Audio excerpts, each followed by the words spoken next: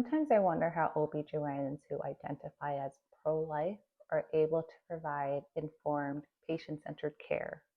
Because for me, working within a reproductive justice framework isn't just a belief system, it's how I do my job.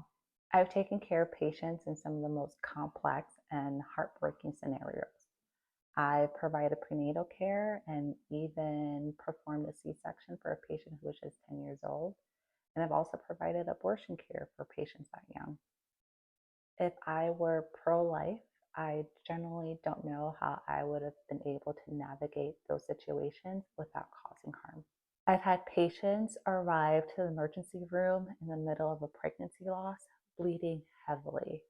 And my first instinct is to help stabilize them, and that sometimes means performing a DNC to save their life.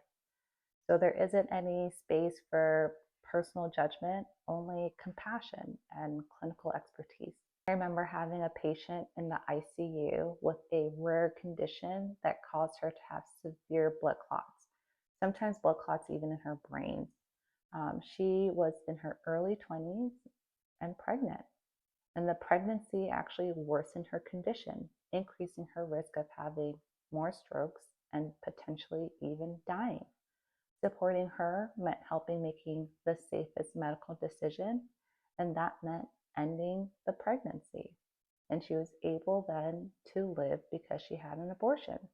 And she was already a mom, so she was able to stay on this earth to be there for her kid. There are so many scenarios I faced where centering the patient, not my personal beliefs, was the only ethical and clinical path forward. And I could talk for hours about the different ways reproductive justice has helped me show up with compassion, clarity to care for my patients.